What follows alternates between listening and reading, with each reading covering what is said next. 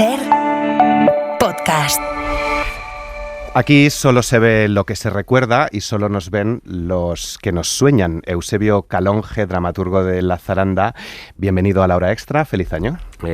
Buen día y feliz año para ti y para todos los oyentes. En unos días llegáis a Nave 10 Matadero con Todos los ángeles alzaron el vuelo, vuestra última pieza, que ya habéis estado girando con ella por algunas ciudades españolas. ¿Cómo ha sido esta acogida? Bueno, yo creo que el despegue, digamos, ya que hablamos de un vuelo, ha sido bastante vertical, ¿no? También porque, bueno, ya tenemos la inmensa fortuna de que siempre hay gente que está esperando a La Zaranda, está esperando a los resultados de sus trabajos, ¿no? Hay cierta expectación, digamos. Entonces, bueno, creo que la apuesta era, como siempre, cuando se tiene un lenguaje tan heredado de ruptura. Y en esa ruptura, pues creo que transitamos unos caminos que siendo nuevos, creo que nos esperaban desde siempre, ¿no? Entonces, pienso que desde el estreno que fue en Toledo, en el Teatro Rojas, ya hemos, como has dicho, hemos tenido un largo periplo. Ese año que viene quedan las temporadas grandes, que son siempre aquí en España, Madrid, Barcelona y luego Buenos Aires, que es como el lugar de referencia para La Zaranda siempre, ¿no? De Buenos Aires acabamos de ver una pieza en Teatros del Canal de Sergio Boris que me ha recordado mucho a vuestro teatro. Sí, aparte, claro, como nosotros, buen amigo Sergio Boris, maestros en común, además que tenemos como Bartiz, como Tato Pawlowski y tal, y La Zaranda se hizo mucho en América. Nuestros referentes fueron más de allí que de aquí, siempre lo decimos, porque las larguísimas giras que en esos tiempos de los 80, 90 hacíamos por allí, ¿no? En esta obra tenemos a un expresidiario, a dos prostitutas, a un loco lúcido, podríamos decir, personajes, como casi siempre en vuestro teatro, muy marcados por la soledad, por cierta desesperanza, por la marginalidad. ¿Qué poder tienen las artes escénicas en general, pero vuestro teatro en particular, para alejarnos un poco de nuestros problemas burgueses, podríamos decir, y poner la lente precisamente en los márgenes, en la periferia, en lo suburbano? Yo creo que en esos márgenes verdaderamente, en esos, vamos a decir, vertederos que crea la propia sociedad, donde se han abocado tantos seres humanos, yo creo que reside la belleza, no lo bonito. Yo ahí haría hincapié en esto, pero sí siempre la belleza. La belleza que surge como una rebeldía siempre, como una fricción contra la época. Yo siempre digo que el teatro se escribe contra el tiempo y no en el tiempo, ¿no? Entonces hay casi un deber de a través de esa belleza, de redimir eso que siempre se ha llamado, con más o menos acierto, justicia poética. Yo creo que siempre lo que nos ha abierto a nosotros el camino al escenario, ¿no? El hablar de esa gente que nos duele, sin dolor para mí no se puede dar esta belleza.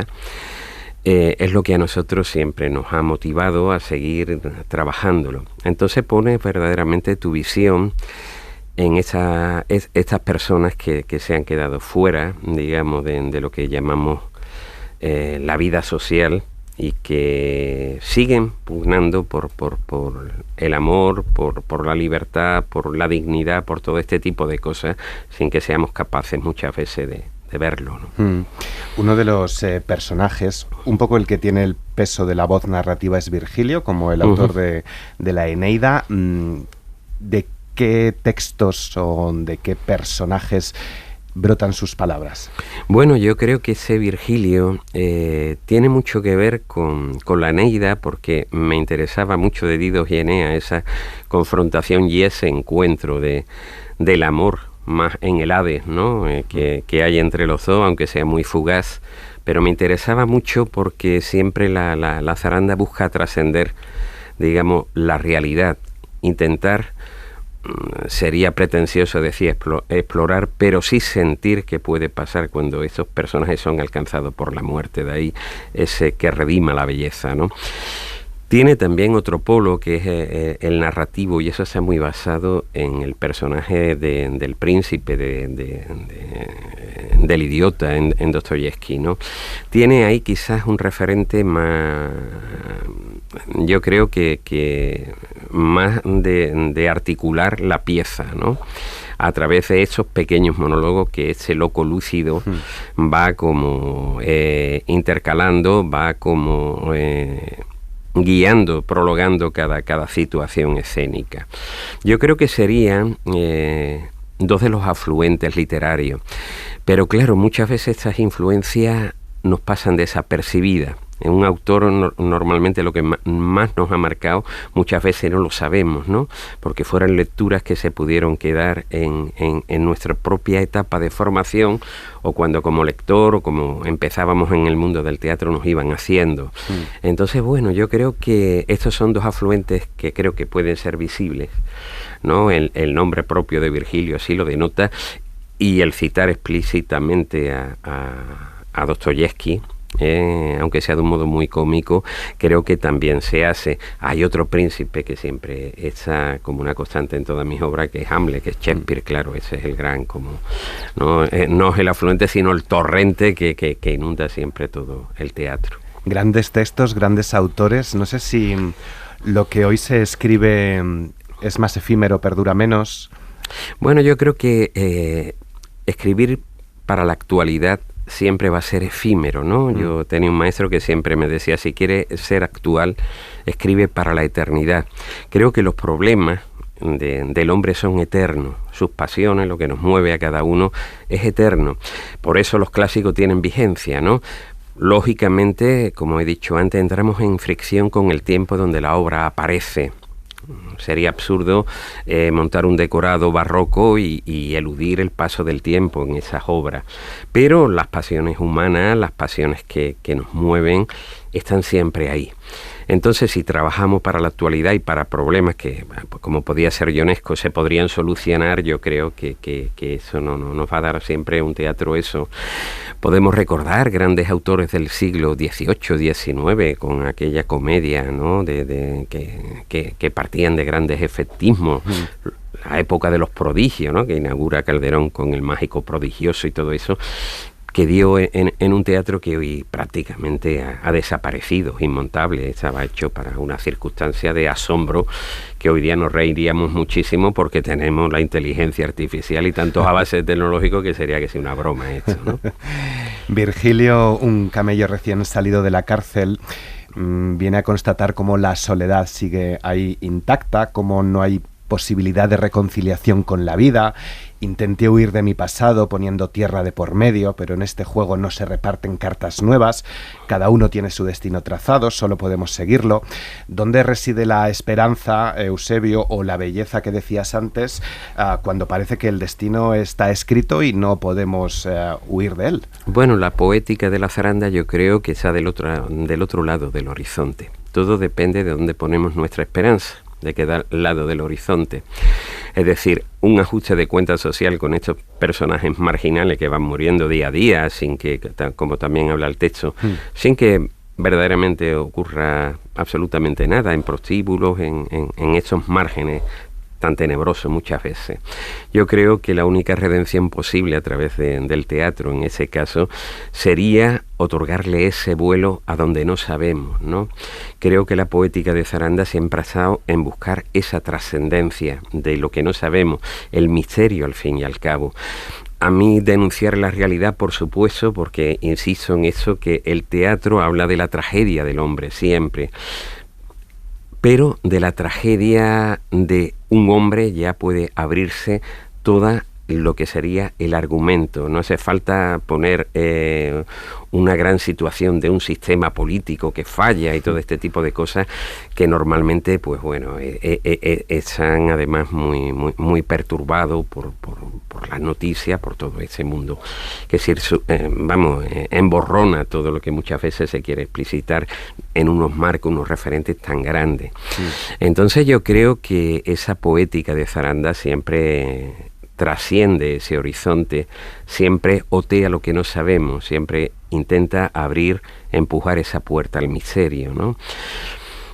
Como decía uno de nuestros poetas barrocos, la fe tan viva y la esperanza muerta. Eso ha sido quizás un lema. Cuando perdemos muchas veces la esperanza y somos muy pesimistas ante el mundo, creo que siempre esta cita del Marqués de Salinas viene bien, ¿no? Que hay otra cosa que no depende de nosotros que abre ese horizonte.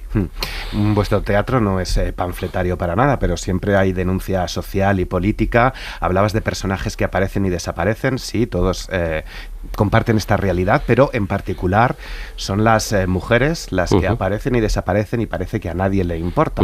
Aquí abordáis un asunto que es el de la prostitución y trata de mujeres, que además es un tema muy candente últimamente en la sociedad española, con este debate sobre si regularizar o no. No me interesa ahí tu opinión al respecto, pero sí, ¿por qué has querido reflejar esta realidad? ¿De dónde surge? Bueno, porque como te he dicho antes, lo que me motiva particularmente a mí a escribir es lo que me duele. Y estos personajes que son tratados muchas veces como piezas, como ganado, como mercancía, creo que crudamente era lo que tenía que contraponer con la belleza. Nuestras obras nunca son amables ni bonitas. Nuestro público no estamos aquí el público lo sabe, a quien siga Zaranda y quien no, que serán muchos a través de la radio, parten de una crudeza, pero en esa crudeza es la que queremos siempre profundidad para esta poética, para darle un sentido al misterio, a la belleza, a la vida, ¿no? En realidad es hablar del mundo, de la vida, pero siempre con esas miras a esa belleza. Y creo que, claro, es lo que nos duele, es verdaderamente lo que te conmueve a tantos seres humanos tirados durmiendo en medio de la calle, tantos seres humanos que hacen cola, tantas aduanas que son como cortapisa, tantos seres humanos que simplemente están buscando la opción de un destino, ¿no? Como tantas veces nos tocó a los españoles hacerlo por otra parte. Entonces, claro que esa es la fricción social que siempre tiene que tener el teatro. Si no te conmueve eso, si nada te duele de lo que pasa a tu alrededor, verdaderamente no tienes nada que escribir. No puedes hacer un vaudeville, pero ese es otro modo de hacer también un teatro político que evita verdaderamente el conflicto con lo que verdaderamente en ese momento del tiempo cruza, ¿no?, por tu vida. Y a la hora de sentarte a escribir, ¿de dónde nacen tus experiencias? No sé si has tenido algún contacto cercano con esta realidad de gente que ha salido de las cárceles o que tiene que vivir del mundo de la prostitución, y cómo no caer precisamente en una caricatura. No, yo creo lo que siempre evito, ¿no?, es, bueno, ese naturalismo que sí, que siempre puede parecer un calco, y para eso la propia dureza en cualquier esquina es más dura que lo que tú puedes presentar en el teatro. Siempre lo que hay es una lectura a través de una poética, de unos textos poéticos, de unas imágenes que hagan que eso tenga una teatralidad siempre, ¿no? Había una frase de Oscar Wilde que decía que para ir al teatro y ver un vagón de tercera era mejor ir a un vagón de tercera. Lógicamente, aquí lo que se trata no es de hacer un marco donde ver realmente lo que podemos ver en la calle, sino lo que nos haga reflexionar sobre lo ya visto, ¿no? El teatro tiene siempre esa posibilidad, ¿no?, reflexiva, de ir de la emoción. Sin emoción no hay arte para nosotros, de la emoción al pensamiento. Hay algo que te golpea y hay algo que te llega a reflexionar sobre eso. En mi caso, por los barrios por los que he vivido, porque la vida me lleva a tener esos personajes que te visitan. Uno no sabe por qué, pero son los personajes los que vienen a estar contigo. Yo muchas veces digo que estoy ya tomando café y digo, hoy no van a venir, y me voy a la calle a dar un paseo, pero otras veces desde por la mañana como que te han habitado, muchas veces son esquivos, no quieren hablar contigo. Entonces mejor dejar esos personajes para la novela, para otros estadios literarios, ¿no? Porque en el teatro siempre es una escritura para verse. Entonces siempre partimos de una imagen que es como el primer coágulo, diría Cortázar, que a partir en la imaginación y la memoria, en esa confluencia, va a empezar a desarrollarse. Cuando se desarrolla ya, en la imaginación no se va a estar quieta y va a generar conflictos y formas entre el resto de los personajes. Escribir teatro está muy basado en ese conflicto de formas, ¿no? Eso verdaderamente es lo que va a dar las situaciones dramáticas intensas. Entonces, primero estaría estos personajes que llegan a ti porque te duele eso en el mundo, y luego está el cómo tú haces, digamos, el transmitir al texto literario esa fuerza que ellos tienen, ¿no? Muchas veces uno va en el metro y ve todos estos personajes desencajados y simplemente mirando los zapatos tú ya compones en tu imaginación una biografía, ¿no? Y son destinos muy, muy terribles. No nos ponemos en el caso de gente que viene de muchísimos kilómetros aquí a intentar dar lo mejor de su vida también en una sociedad, ¿no? O este tipo de ceguera que muchas veces nos alcanza, ¿no? Claro, no sé si precisamente otra de las reflexiones o intenciones de esta pieza es que los espectadores, el público, nos veamos y nos sintamos también como mirones, ¿no? Como esos pajilleros que observan la situación sin acabar de intervenir. Sí, o que simplemente estamos usando la situación como mercancía muchas veces. Nos quejamos muchas veces de boca para afuera sin incidir verdaderamente en esas realidades. Yo creo que éticamente también hay un comportamiento en el hombre de teatro. Tiene que haberlo necesariamente. Hay una ética y que hay una que produce una crítica ante lo que no te gusta del mundo. Porque claro, insisto en eso, siempre está esa fricción, siempre está ese posicionamiento contra el tiempo que te toca vivir. No estamos aquí para alabar ni sino para eludir, mejor dicho, a eso que nos puede, pues bueno, corroer por dentro, esas imágenes que de alguna manera se enquistan y que tú tienes que sacar porque no puedes dejar de escribir eso, ¿no? Lo que no puedes dejar de escribir es lo que te hace escribir, no lo que quieres escribir, ¿no? ¿Qué representa ese otro personaje, Ramonet, que parece ser el único que no ha perdido del todo quizá la inocencia? Bueno, ese personaje está circunscrito en ese mundo del príncipe de Dostoyevsky. Es ese personaje que no tiene maldad ante un mundo que lo vitupera por todas partes, ¿no? Yo creo que al fin y al cabo siempre hay un polo de inocencia para contrastar con un mundo tan negro. Es al fin y al cabo, por muy oscura que pueden parecer los personajes, pero yo creo que al final ese vuelo, misteriosamente y milagrosamente, el teatro te lo da si tú eres obediente a lo que el teatro quiere decir y no a lo que la voluntad del artista quiere impulsar muchas veces. Muchas veces nos ponemos delante y decimos, queremos hablar de esto, queremos además hacerlo bonito, queremos que se escuche al autor, y entonces están los mensajes de dominio, la dirección, la visualidad, las grandes interpretaciones, el teatro que se hace para que se luzcan los actores y demás cosas. Pero en realidad ahí no se escucha el teatro porque tu ego se pone por donde puede entrar delante del escenario.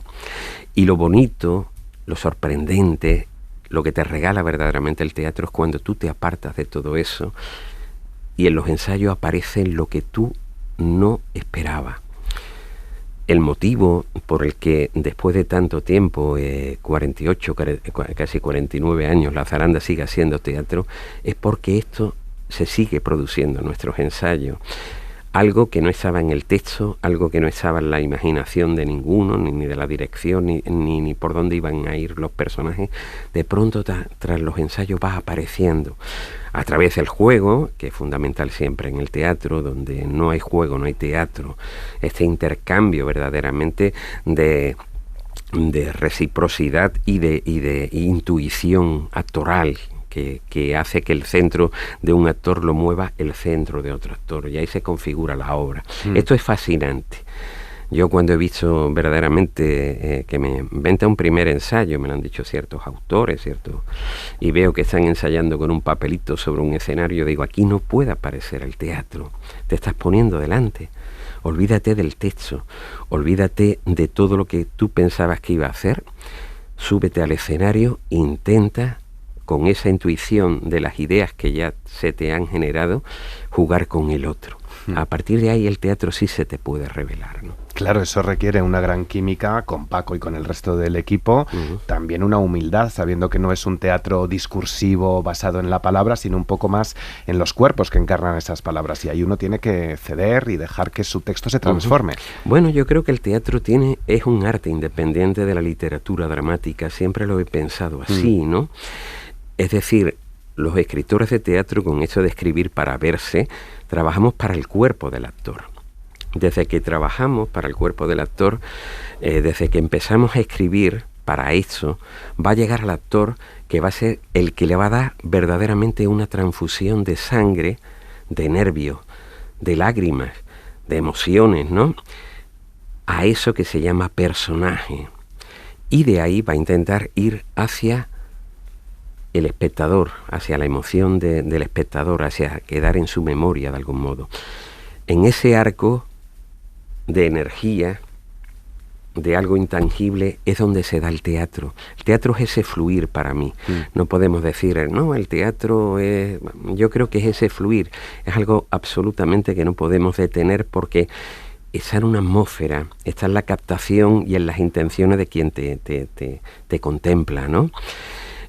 Entonces eso para nosotros es primordial. Eso es una cosa que sí, que es aprendida en muchos años, pero cuando vienen, como es el caso, ahora tenemos una bailarina, Ingrid Magriñá, y una actriz excelente, Natalia, entonces lo que intentamos a través de ahí es que haya cierto arrope, cierta mística compartida, que es la del escenario, cierta actitud de espera ante eso que no sabemos qué es y que va a llegar. Yo siempre digo, a los nuevos, claro, que puedan venir a Zaranda, tener confianza que va a aparecer. No nos precipitemos en meter nuestra voluntad, ese querer hacer sino vamos a esperar a ser verdaderamente, porque en ese ser que todos tenemos tan profundamente, con tantas máscaras de personalidad que le metemos muchas veces, pero todos somos un ser que aparece en la mirada, que aparece en la sonrisa,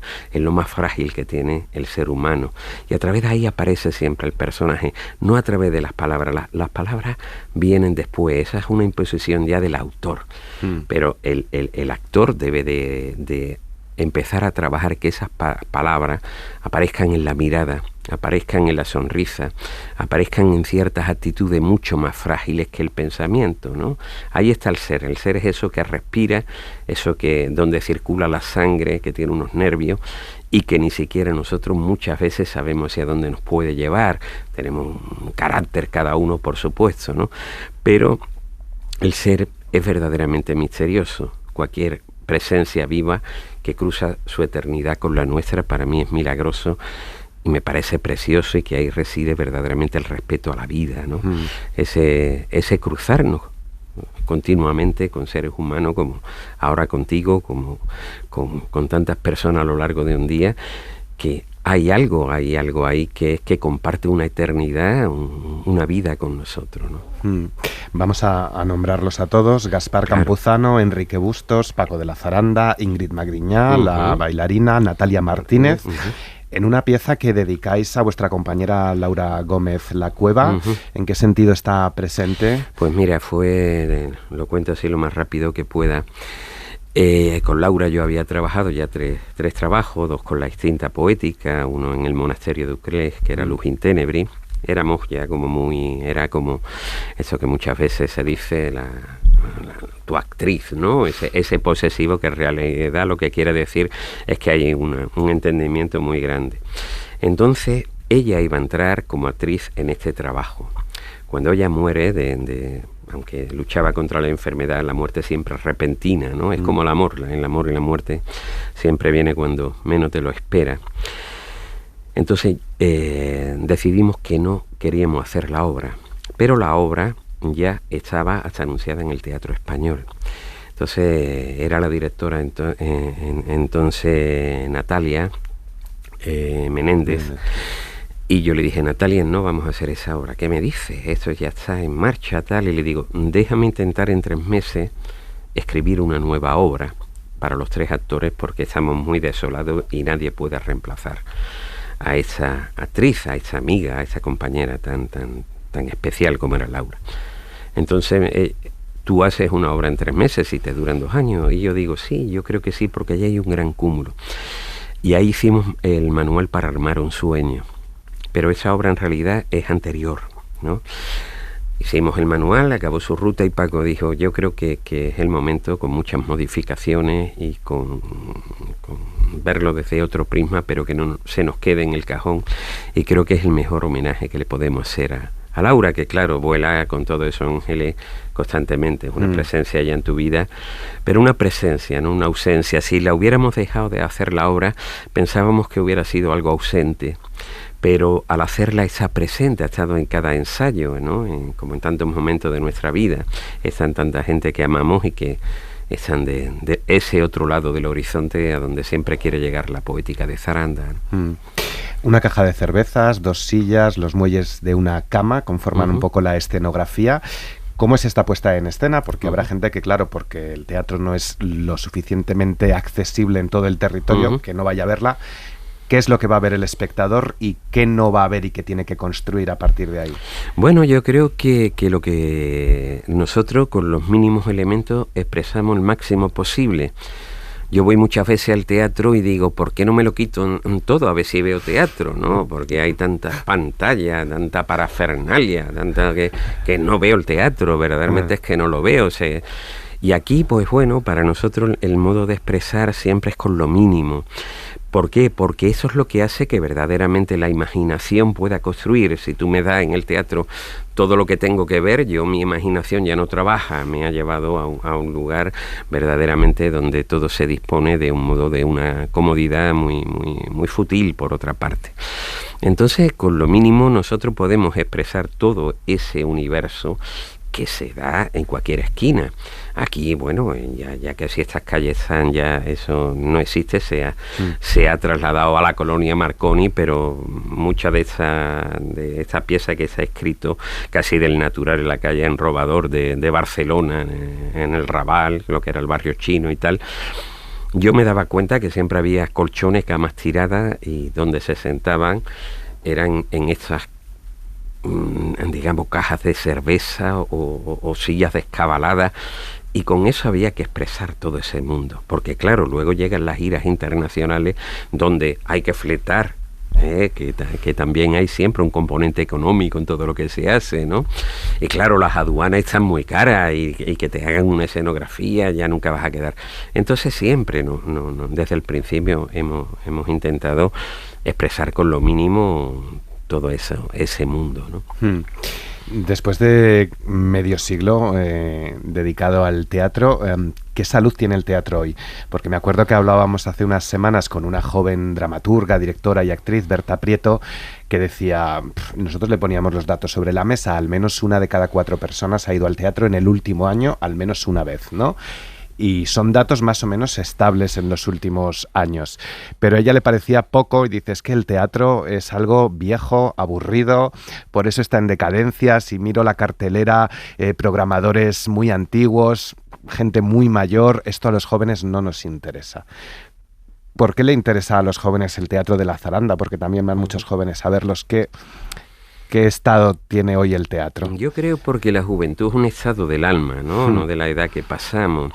Y nosotros siempre hemos estado en dificultades. Mucha gente joven se acerca y piensa que la zaranda ya tiene como una estabilidad, la zaranda ya tiene como eso, ¿no? Eso, y yo digo, mira, eso de acumular prestigio ha sido la mayor estupidez que podía hacer la zaranda, el premiecito, el tal. Luego, verdaderamente, donde te hace es con público, que claro, tú llegas aquí, que hay unos componentes ya culturales y la gente... Pero luego vas nos hemos fraguado en pueblos donde nadie sabía que era la zaranda y donde tú tenías que poner la emoción de tu apuesta, tu territorio, tu lenguaje. Y eso había veces que era duro, era como no saludar. ¿Y por qué no saludan? ¿Quién se creen que...? Esto al principio, que ahora ya es como marca de la casa, pero en principio era bastante incómodo para la propia compañía, pero era tu apuesta. En este fraguarte, en la adversidad, porque verdaderamente luchamos contra un mundo de una burocracia tremenda, ¿no?, que no nos ayuda en absoluto, sino que es absolutamente absurdo estos niveles de burocracia que hay para cualquier cosa.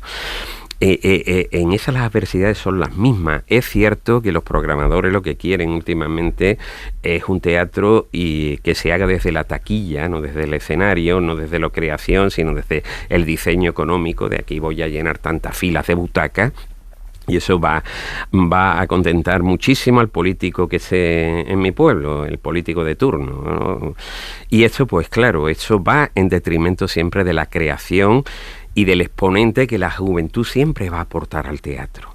Porque la juventud siempre va a traer necesariamente un flujo nuevo, un flujo que va a revitalizar lo que en el teatro va quedando como algo obsoleto.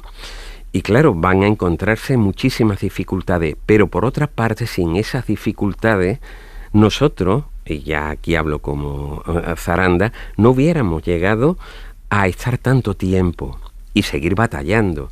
Así que esa cita de don Juan Manuel en el Conde Lucanor, por las heridas no lo hagáis, que en la próxima batalla nos olvidaremos de esta. Siempre es un batallar. Por supuesto que merecerían, porque hay mucho teatro que yo veo de gente joven que merece tener unos espacios y bueno, siempre una sociedad tiene que ayudar a lo que nace, a hacerlo crecer. Y hay muchas apuestas valientes, creativas, por supuesto que sí. Pero yo creo que necesitan tener unos márgenes más desarrollados, que no siempre sean ese mundo tan pesado, tan obsoleto, tan aburrido. Coincido con ese dramaturgo del cabeza de cartel, del texto ya, ¿no?, que huela a naftalina, ¿no?, que tú dices, madre mía, otra vez, ¿no?, wow, ya estamos en el ciclo. Les hace falta poner guardarropía de nuevo, a ver si llevan los bizones y se rescata todo eso, ese cúmulo de intereses empresariales que llegan al teatro público. Esa es la desgracia. Porque el teatro privado puede hacer de su copa un sallo, bueno, aunque también tiene muchas subvenciones, pero bueno, no vamos a meternos en la política teatral, ¿no?, tan de lleno. Pero el teatro público yo creo que debería ayudar mucho más a estos nuevos lenguajes que se desbrozan con muchísimas dificultades y que son siempre tentativas. Yo siempre digo que también después de 45 años de trabajo, de autoría, soy un autor en ciernes, siempre estamos probando, siempre estamos intentando descubrir, ¿no? Entonces yo creo que este teatro vivo siempre va a merecer por lo menos un interés por parte de la administración, que más allá de un premio y de este tipo de necedades no aporta a que llegue al público. Y más allá de la juventud, esto de potenciar la belleza, la poética, la imaginación, ¿hemos perdido interés en un arte más contemplativo con el paso de los años? Sin duda, yo creo que también, y es lo que a través siempre de las clases de dramaturgia, de las clases de interpretación o de actuación de gente que lleva a la zaranda, queremos de alguna manera contagiar, ¿no? El arte tiene siempre un componente que es el de la belleza, porque si no, bueno, estamos en una tribuna política o estamos, no sé, sentando cátedras, ¿no? Y a mí eso me ha parecido muy contrateatral. El teatro es un fenómeno vivo, de impacto, ¿no? No da tiempo ni a mirarle la estética, porque su estética está implícita, viene desde esa forma que muchas veces son borbotones de vida que ahí se dan. Y ahí nace la belleza verdaderamente, no en un diseño. El diseño nace del pensamiento. Cuando ya viene el pensamiento a comprobar qué hizo la imaginación con la memoria, 3 pasos por detrás debe de venir el pensamiento, pero no ir por delante. Eso da un teatro verdaderamente muy estéril. No es lo que yo pienso. Bueno, el teatro no es lo que tú piensas ni lo que tú quieres. El teatro se manifiesta y es una fuerza viva. Si no lo entiendes así, no surge la belleza, surge el diseño estético de algo bonito. Ah, mira qué bonito es eso. Eso verdaderamente nace de un teatro burgués, no está en la comedia del arte, no está ni siquiera en las puestas del teatro de Valdivielso en el barroco, sino que era un fenómeno vivo ante el pueblo. Y esta crisis sempiterna del teatro de la que siempre se habla, eso está en su propia gestación. Cuando el teatro, que viene del rito, se separa del rito, ahí hay una crisis, como cuando se separa la poesía de la filosofía. Vemos los presocráticos, y en los presocráticos escriben sobre cuál es el origen del mundo en versos. Es decir, poesía, filosofía, ahí hay un todo que religa, un término religioso que religa todo, y cuando esto cae, pues claro, se hace esos añicos que siempre se busca uno al otro. Siempre la poesía va a buscar a la filosofía al teatro, el teatro a la música a la poesía, porque nos hemos desperdigado y queremos de nuevo reunir todos esos elementos que componían ese sentido de verticalidad en el hombre. Uno cruza por la vida pasando capítulos, algunos libros tienen más páginas que otros, pero todos se acaban. Eusebio Calonge, mucha mierda. Muchas gracias por haber estado en Hora Extra. Venga, que esperemos que quien se cruce con esos ángeles que alzan el vuelo puedan acompañar en ese vuelo también como espectadores, ¿no? Es lo que siempre quiere el actor, el artista, ¿no? Que se prenda en el alma un vuelo para contemplar verdaderamente la obra. Gracias. A propósito de Los Ángeles, ahora veo que una cosa que me está viniendo, no sé si, y la fe en el teatro, que dice siempre Paco, ¿no? Que el teatro es fe. No sé si esta obra tiene también un pozo profundamente religioso en el amplio sentido de la palabra religión. Sí, claro. Yo creo que, claro, eso de religar, ese sentido del origen del teatro siempre es ceremonia y siempre aparece, ¿no? La tímele, que era ese altar que estaba en el centro del origen en el teatro griego, al dios Dionisio, en lo que era, claro, el escenario no se concebía como hoy, sino que coro y escenario estaban juntos, y en el centro estaba el altar, y el coro giraba cantando alrededor de ese altar, siempre en la obra.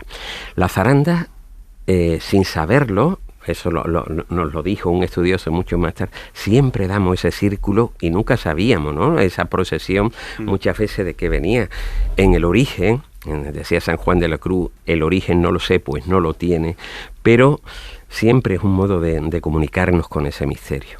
Pues que vaya bien esa comunión. Muchas gracias. Muchas gracias, Eusebio. Para no perderte ningún episodio, síguenos en la aplicación o la web de la SER, Podium Podcast o tu plataforma de audio favorita.